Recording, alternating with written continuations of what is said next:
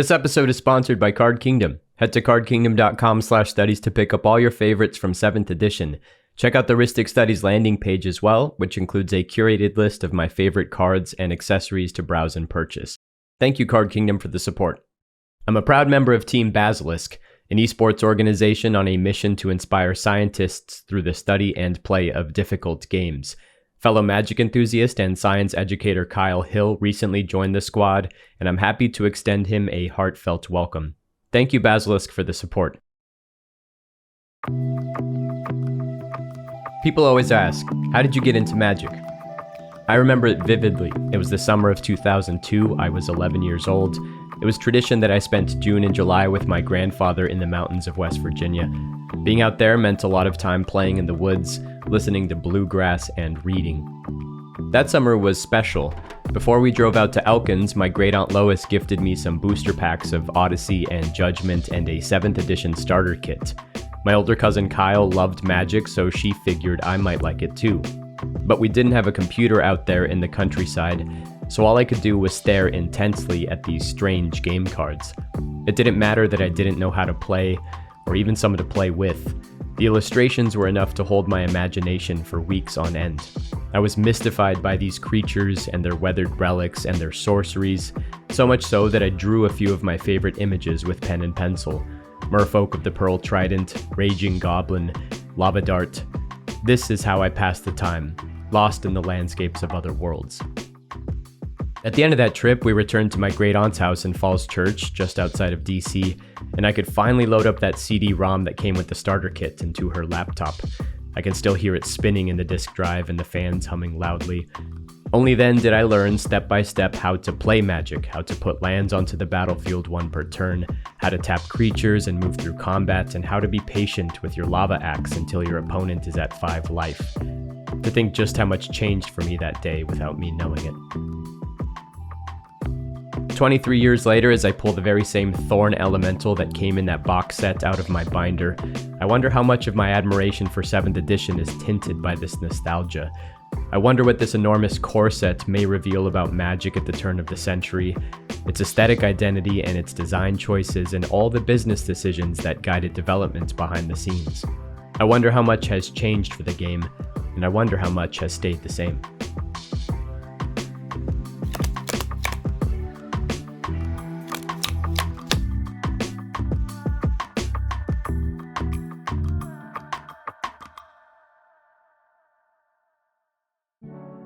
As the name suggests, 7th edition was Magic's 7th base set, a collection of 350 reprinted cards released in April 2001.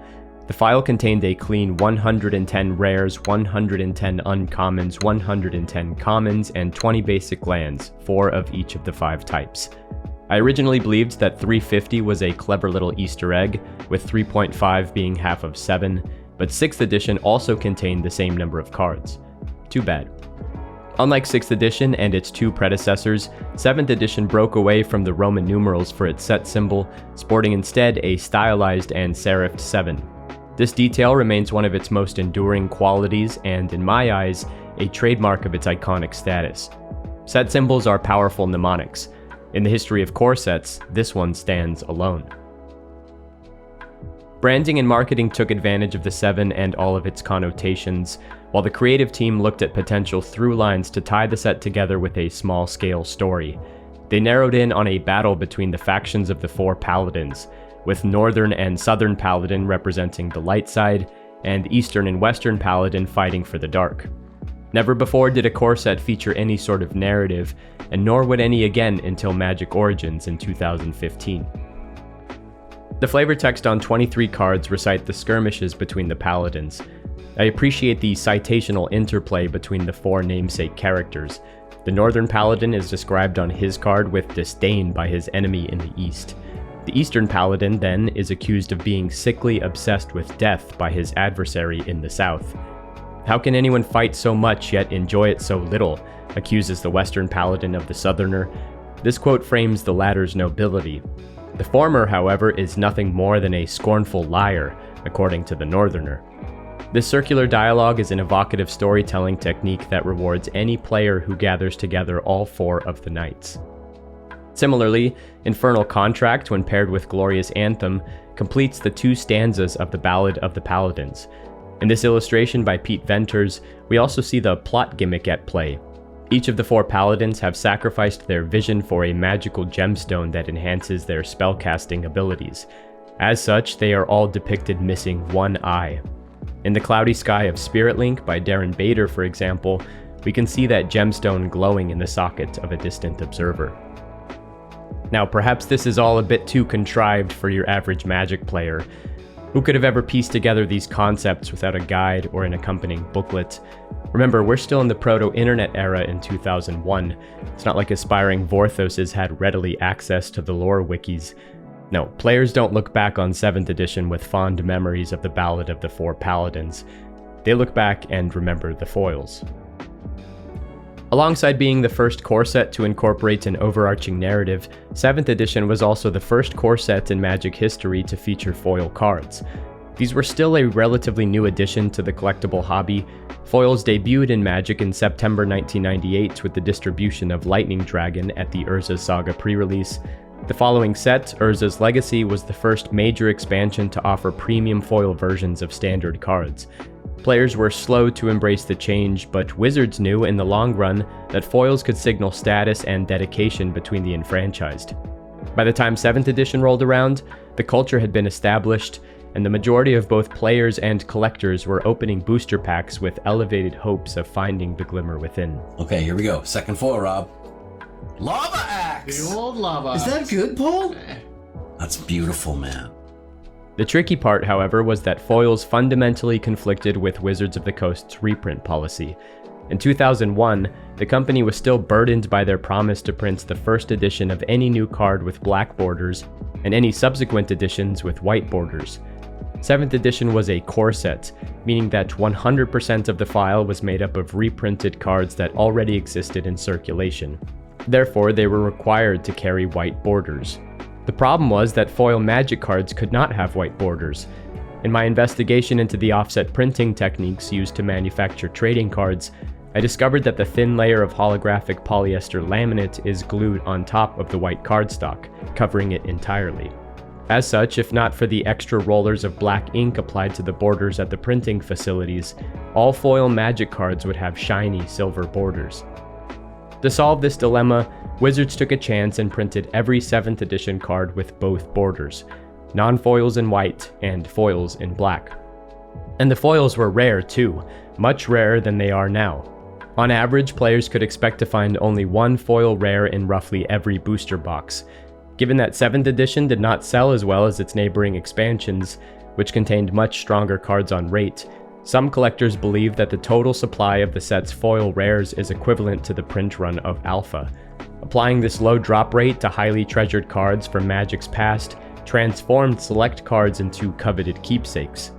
Adding to this, the release of 8th edition a couple of years later brought all new card frames, which further elevated 7th edition foils in the public eye. Players looking for premium versions of core set cards with pre-modern frames had but one choice. For some cards like Crimson Hellkite and Stronghold Assassin, this limitation still applies. By 2003, foil 7th edition Birds of Paradise commanded a $100 price tag according to Scry magazine. In the 2 decades following, it has quietly become the most valuable ungraded holographic Magic card in the game's history. Final Fortune and City of Brass are in similar company. Even throwaway commons are typically worth a couple of bucks in foil. They've aged well in both quality and appeal, and there's just something about that black border with the shooting star that really brings it all together. To say nothing of the old school artifact frame. Now, in writing histories, we sometimes confuse what our topic has become with what it is and what it was. We tend to associate 7th edition with its costly foils now, but 11-year-old me wasn't looking up price guides and speculating on card values.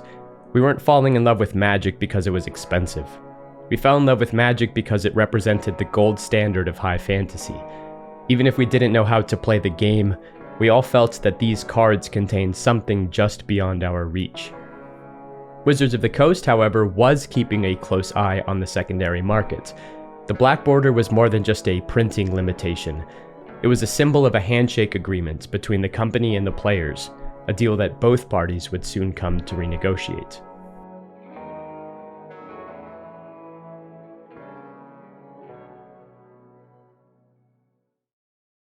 In the Duelist issue number 10, published in May 1996, Wizards of the Coast began entertaining the possibility of printing new illustrations on old classic cards. We've been kicking around various ideas for improving the next rotation of the base set. One of the suggestions that's come up is commissioning new art for some or all of the cards. In the following issue, letters poured into headquarters expressing both sides of the hotly contested debate. Just as you did with Ice Age, change the artwork. It gets boring always seeing the same pictures, wrote Brian Rhodes from Keene, New Hampshire. I love Anson Maddox's art, but if Mark Poole did a good rendition of Sangir Vampire, I would play with both his and Anson's. Change the artwork? Have you gone mad? Countered Ron McIntyre from Pittsburgh, Pennsylvania. Longtime Magic players can spot these cards on sight. Not only does this speed up the game, but it adds a certain comfort. The consistent artwork is also a big reason why Magic breaks the language barrier. Lingering in tandem with this question was the presence of the reserved list, which coincidentally appeared for the first time in print in Duelist number 10 as well. Beginning in Ice Age, Wizards started experimenting with this gray area of old card, new art. They wanted to know if doing so would conflict with the spirit of the reprint policy. It started with innocuous cards like Sea Serpent and the Circle of Protection cycle, but what about the heavy hitters like Birds of Paradise and Prodigal Sorcerer and Shivan Dragon? Could you reprint these iconic staples with new illustrations without upsetting those affectionate to the originals, including the illustrators who still owned rights to the images? Legal conflicts with artist contracts motivated these questions too. To help explain, I called Magic art historian and analyst Mike Linneman. In 1996, Mirage happens, and Mirage is the start of the new contract. We want to do a different expansion set. Let's get a new contract in place. And what that did is it replaced the previous royalties contract. If you want to get Magic in the future, you need to sign this new thing. Your royalties will end, and then the new one will be work for hire. You get paid for a thing, Wizards owns all the rights, and you have some carve-outs that you can make prints and things of the sort. And that is the new normal. Largely because, one, of cost, and two, there's really nothing else in society that can sustain that at the scale they were printing. You're making 100 million cards. It just doesn't work. The business won't work. The numbers don't work. As Mike stated, the original Magic artists before Mirage were paid royalties every time a card was reprinted. Because Magic was so successful, payroll and accounting became encumbered and could no longer sustain the previous business model. So they developed new contracts that paid artists a flat fee in exchange for full rights to their work. This has been the format for freelance agreements ever since. So at that point, Mirage happens. That's where we get the John Boltons, we get the Donato and Giancolas. They knew about good artists in 93 and 94 and 95, they just couldn't afford them. 5th edition had some new illustrations here and there, and 6th edition did too. Wizards stayed testing the waters and monitoring the responses, always remaining within the bounds of low-profile cards.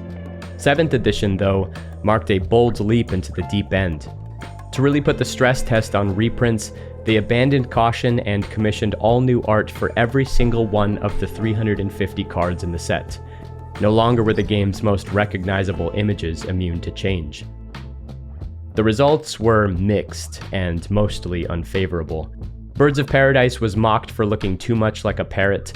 Prodigal Sorcerer lost all of its Douglas Schuller charm. Still to this day, I've actually never seen this version in the wild.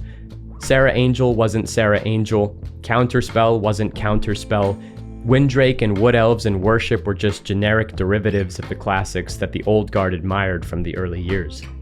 Coat of Arms was especially maligned. Given the lack of flags and banners, it read as unused slush art from a previous set. 7th edition's poor sales have always been attributed to this visual whiplash. It's hard to offer a nostalgia that is unrecognizable to the nostalgic. But what if catering to veteran taste was never really the central goal? What if the black-bordered foils were a scapegoat, a distraction from other motivations at play? If you reprint Sarah Angel, will it make the previous values of cards go down? Will it make Sarah Angel Alpha Beta Unlimited go down or go up? What will happen? What happened? Obviously, if you reprint Sarah Angel in Standard, who's going to play the 7th edition version? Let's play the blinged out Unlimited. obviously with the bright color, don't get that revised in here. Gross. Like, I'm talking vibrant. That's what people did. They brought their old cards back, and then those raised in value. But it was assumed it would drop the values of those because there's more of them. What Wizards figured out is when you do different artworks, eventually people like certain artworks. They get nostalgic to it. In an article titled Re-examining the Reprint Policy published in March 2002, Wizards highlighted this exact phenomenon. To their apparent surprise, card prices of old Sarah Angels skyrocketed following the distribution of 7th edition. In turn, they argued for a revision to the reserved list, claiming that the reprint policy is doing the exact opposite of what it was designed to do. It was designed to enhance the value of the cards you collect, but instead it could be suppressing them. Their logic followed that perhaps some cards would benefit from falling off the list. And 7th edition was the test for that. And it was spun as a new art, new is cool, we're gonna try it out. Oh, and you get foils. And players didn't quite pick up on the legalese, contract, reserve list aspect of it. They just said, oh, new art, I don't like that art. Some other ones I do like, cool. And then we moved on. The article concluded with yet another testing of the waters, pitching a group of 22 cards that could potentially be cut from the reserved list and reprinted in future sets. 2 months later, Randy Buehler officially announced the exclusion of all alpha and beta commons and uncommons from the list, which included fan favorites like Clone, Juggernaut, and Sol Ring. To think of all the ripple effects emanating from 7th edition and overlapping with the core foundations of the game's biggest format. To think how many game stores have survived for 30 years because Sol Ring is $2 and not $2,000. So, to recap, 7th edition proved that the white border, black border dichotomy was losing its efficacy and its staying power, that players would return to older versions of cards in the face of reprints as a sign of their dedication to Magic, and that the reserved list was more malleable than it seemed. Even though folks were cold to the set upon release, the advent of assigning 350 individual pieces of new artwork was a significant measure of growth from the game. It showed a willingness to remain unbound to its past, even if its past was still bearing fruit. This decision resulted in the production of some of Magic's greatest paintings from living and working masters, including a select few from a growing star based in New York.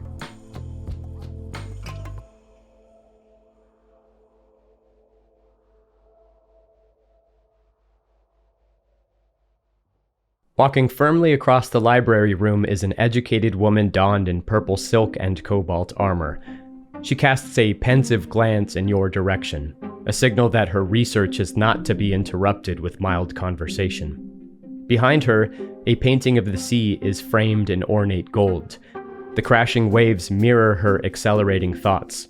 They offer a vision into her hyperactive mind, one disquieted by the scrolls and tomes tucked beneath her arms. She is busy. This is Archivist by Donato Giancola, painted in 2000 and first printed in 7th edition. I am Donato Giancola. I am an illustrator, commercial illustrator. I've been working with science fiction and fantasy since the first year I graduated from Syracuse University. I guess I have a lifelong love of the genre. It's not just my professional experience. I am a huge fan of the genre. Donato Giancola was among the first class of artists ushered in by the Mirage contract changes in 1996. His first card, Amber Prison, was a quiet showcase of his style, a piece in oils with a palette of earthy tones and a rich attention to detail. At Syracuse University, he studied figure painting, architectural rendering, and classical realism. Upon graduating in 1992, he moved to Brooklyn with ideas of becoming a comic book illustrator. But a chance encounter with his soon-to-be agent Sal Baraka opened the doors to professional illustration by way of book covers. A couple of years later, at a convention in Philadelphia in 1995, Donato discovered Magic.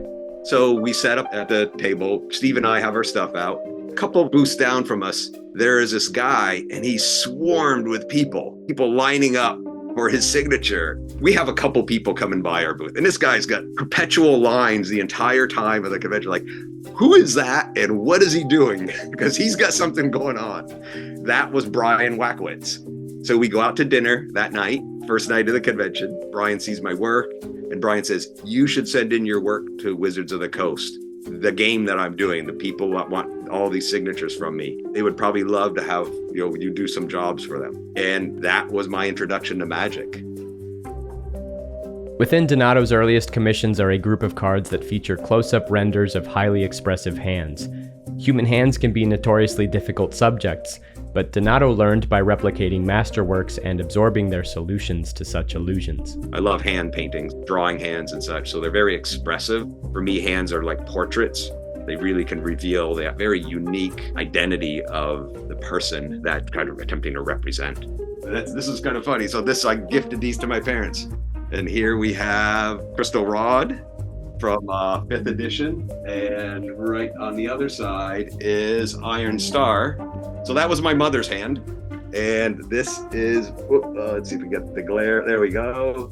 My father's hand for Iron Star. Gerard's wisdom zooms in on an adventurer vigorously pointing at the schematic designs of the Weatherlight. Beneath the ruffled papers are layers of blueprints and maps, filled with tiny technicalities lost at card size.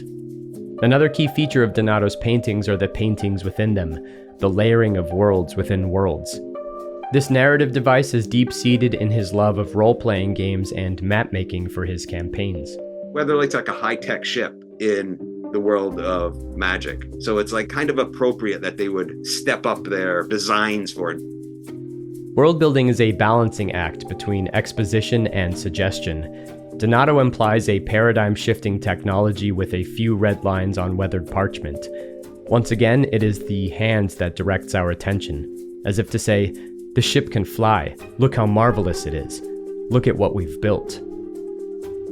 Just as well, Donato goes back in time to admire the innovations of the medieval.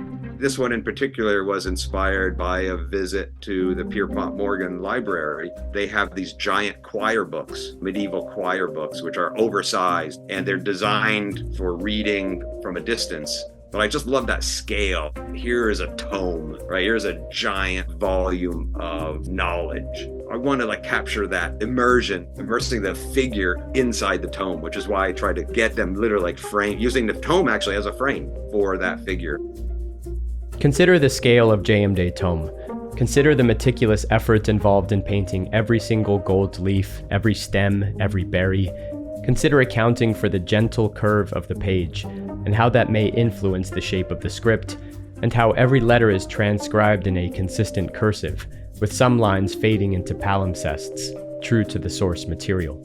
Remember that these books are ancient and heavily used, and so some of the pages have been torn through and fused back together. And then consider the miniature scenes within the book, more paintings within paintings, how they further suggest worlds within worlds. Consider doing all this for a single Magic card. To think this wasn't even the centerpiece of Donato's portfolio for 7th edition. Prior to this commission, Donato had only yet made a single dragon for Magic. Informing his designs was his study of evolutionary biology. To him, dragons are flying dinosaurs. They are reptilian and lizard-like, but they also carry avian traits, like those found on contemporary birds.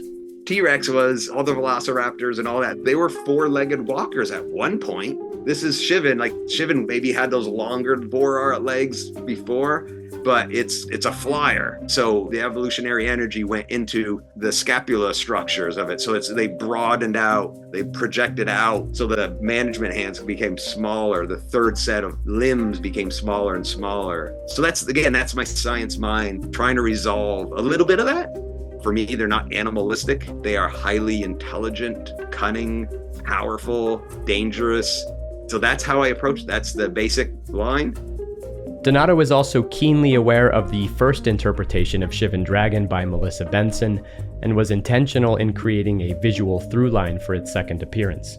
My nod to her was actually the greenish coloration. Shivan Dragon, it's a red creature, but it's green, the card. So I got to make this a red card, but I got to have green on the dragon because that's what Melissa Benson did. The webbing and the ribbing down from the side of the jawline and down the neck was, I think, an homage a little bit to her as well. So I wanted to have a continuity for the player so that they can say, oh, here's some linkage. This is just not some fanciful renew interpretation, but that, there's a connection to the history of the art for the game. Cascading through the background are meteorites striking pools of lava, the light from which illuminates the translucent skin of the wings. There's so much style and energy in this painting. Donato rose to the occasion with hopes his Shivan dragon could stand the test of time. Remarkably, the painting was sold to a collector before it was finished. It seemed that others also knew it had the same potential. Well, for Donato, I mean, that was the piece that he brought into Magic that he became known for. So by him having that front and center, it's going to stay for the next couple core sets, and it's still being printed every now and then. He knew at the time this was going to be sticky. He knew it was going to stick around for a long, long time. As of November 2024, Donato's Shivan Dragon for 7th edition has been reprinted 18 different times, including most recently in Magic Foundations. While the owner of the original painting remains unknown to me, I have seen Archivist in person. It hangs proudly in the home of my mentor and my guide, Mike Linneman. He bought the painting when he was broke and still in grad school, but he was acutely aware of its quality and the artist's eventual significance to Magic history. It's amazing to me how we're all connected by a card game.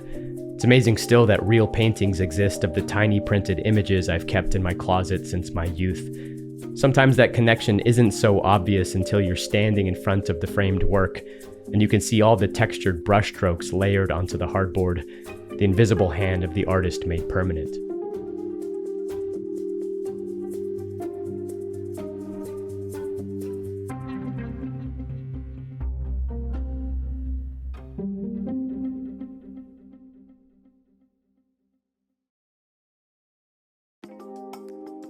Among the many pieces that caught my eye while browsing the 7th edition card gallery is Creeping Mold by Gary Rudell. A somewhat unremarkable uncommon, this painting depicts an ivory castle drowning in a rampant fungus. In the middle ground, the silhouette of a robed wizard casting a spell emerges from the edge of a stone staircase. The sky is blue and the trees are lush.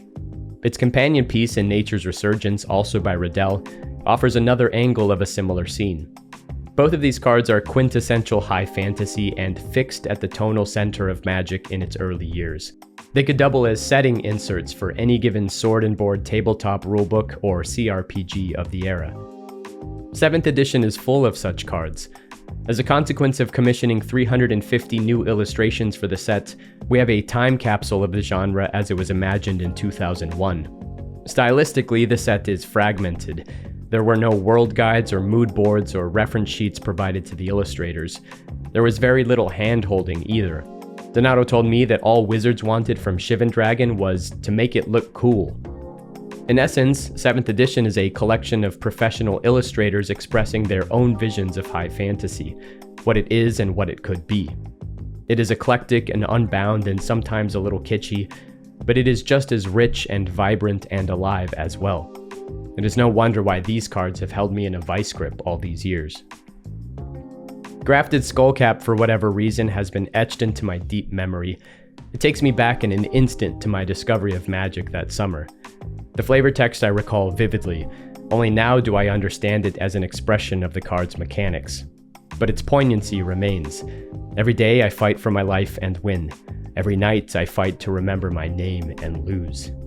7th edition is filled with lines like these, poetic reflections and world-building snippets and even excerpts from literature. Magic would soon move away from this tradition, but certain cards like Windrake are all the more elevated by the presence of these quotations. But high she shoots through air and light, above all low delay, where nothing earthly bounds her flight, nor shadow dims her way. That is the Irish poet and lyricist Thomas Moore. What a lovely turn of phrase. How about two lines from Mortality by the Scottish poet William Knox? A flash of the lightning, a break of the wave, he passes from life to his rest in the grave. Such words describe exactly how this class of creatures behaves. They strike quickly with haste, then die, either by losing combat with their 1 toughness or through sacrifice at the end of turn. Kev Walker's hellish skeleton is another image that remains burned into my memory.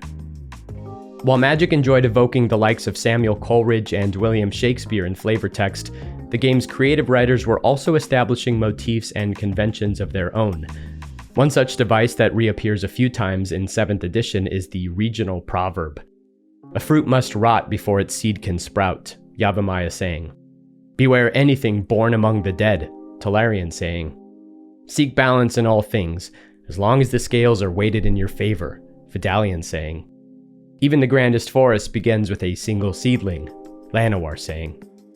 Such lines serve to pique curiosity in readers unfamiliar with magic lore. If these are commonplace expressions, we can begin to infer about the people who repeat them. Watching the spider's web to the elves of Llanowar means focusing on the wrong thing. Why not ask the winds, repeat the scholars of Teleria to dismiss a wayward question. Squabbling with Vidalians is like arguing with ice, a waste of time, in other words. I've always found these sayings so charming. They're the italicized marginalia of a D&D character guide, the NPC dialogue of EverQuest, or the loading screens of the Elder Scrolls. The color-coded creatures of 7th edition stay firmly in line with the traditions of these foundational games too. Everything is as you might expect.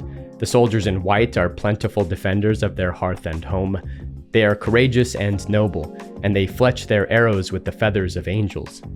Blue is filled with birds and wizards, plus the occasional sea monster. Black has skittering insects and specters and skeletons, the latter of which had to be heavily censored for the game's release in China.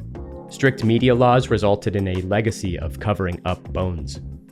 Red's goblins are, of course, pea-brained and clumsy, yet aggressively determined. Green has beasts and druids and elves who defend the forests. Once again, this is High Fantasy 101. Nothing is out of place. Nothing stands in opposition to genre conventions. Thematically, this is why Magic's core sets endure. They are evergreen in their trappings. Grizzly bears and hill giant and sage owl are eternal concepts. Even the Battle of the Paladins is a timeless tale. There are no superhero-esque planeswalkers or overly designed legendary heroes or gimmicky MacGuffins to guide you. Just a classic power struggle between opposing forces. The set does show its age in certain spots, though. 7th had mistakes, actual mistakes. And you can see it where cards were tied too much to the previous, and it made it stiff. Because it's like, oh, I gotta make it similar concept, feel the same. No, don't do that. It makes worse art. And this was the example that is like stark of when you do that, this is what happens. When they did change it too radically, it immediately changed in 8th edition. So for me, looking back, I often see what changed in 8th and 9th, but was different in 7th. Fallen Angel and Llanowar Elves and Giant Spider are among the examples that did not endure. Mark Zug's Sarah Angel, while outstanding, also had difficulties overcoming the iconicity of the original printing. Greg Staples' version would join the conversation and compete for staying power beginning in 9th edition. Evacuation is another strange miss. I'd argue that Franz Volwinkel's take for 10th edition is now the de facto printing. On the other hand, some cards like John Avon's Millstone and Ron Spencer's Unsummon carved out a niche following all their own. I appreciate the callback to Lightning Dragon, too. Wrath of God by Kev Walker is arguably the most memorable and important image from 7th edition. This piece has touched the lives of generations of players. It pays homage to a masterpiece of manga, but stands firmly on its own as an undisputed icon of Magic. Spotting it in booths at conventions and in display cases in game stores always brings me joy, even better when it appears as a flex piece in foil in cubes. It's a perfect painting on a perfect Magic card, a 7th edition success story through and through. That said, a much quieter piece by Kev Walker has stayed with me all my life.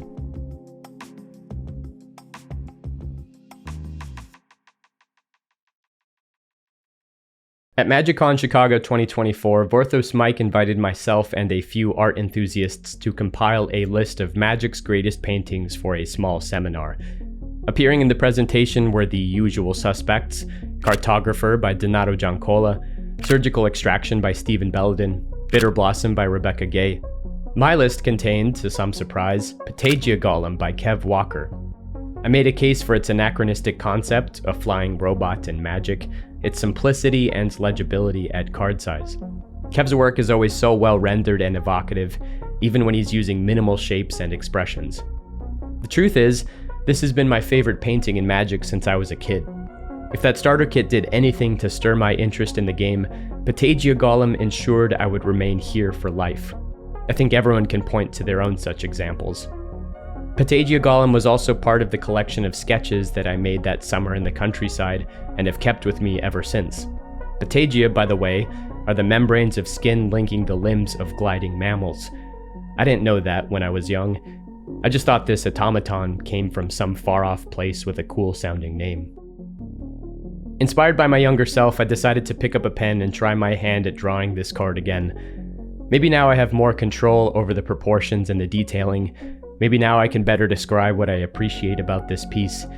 But the innocence preserved in that first drawing is too tangible and too genuine. I cannot describe what I felt back then, spending my summer staring at magic cards. What remains here, in the unkept wrinkles of graphite on stray printer paper, is a boy lost in his imagination, suspended in a world within a world.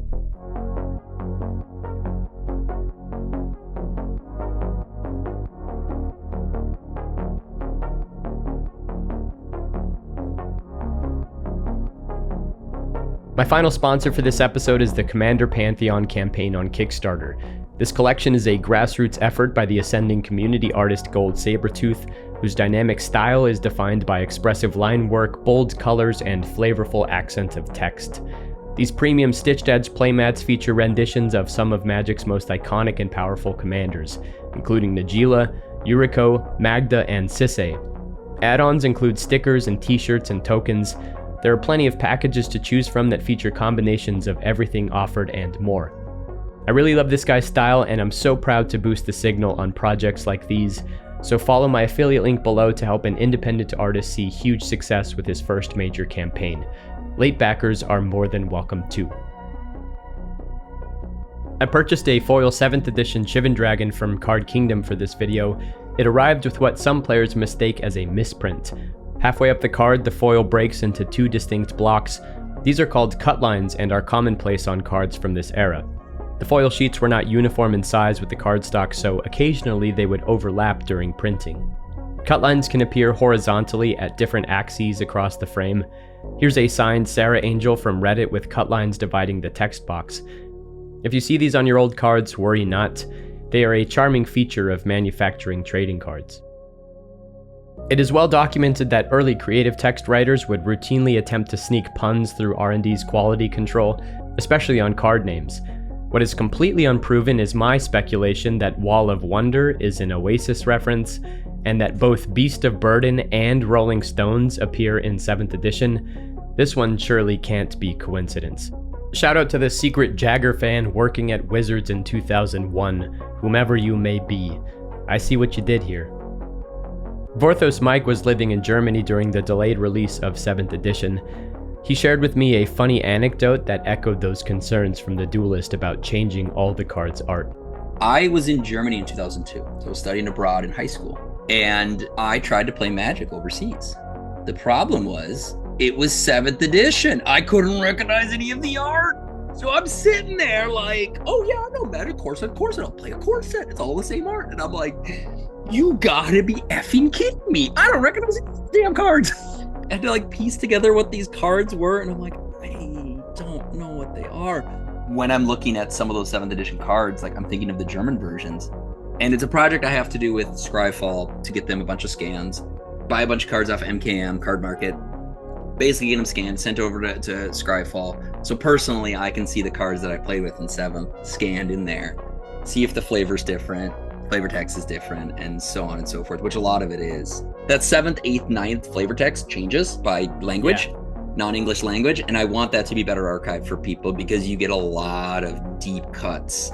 That's maybe a future story, a future project that we can all work on. Pledge $5 on Patreon to ensure the production of retrospectives and documentaries like this in future. I appreciate all the support. Thanks so much for watching.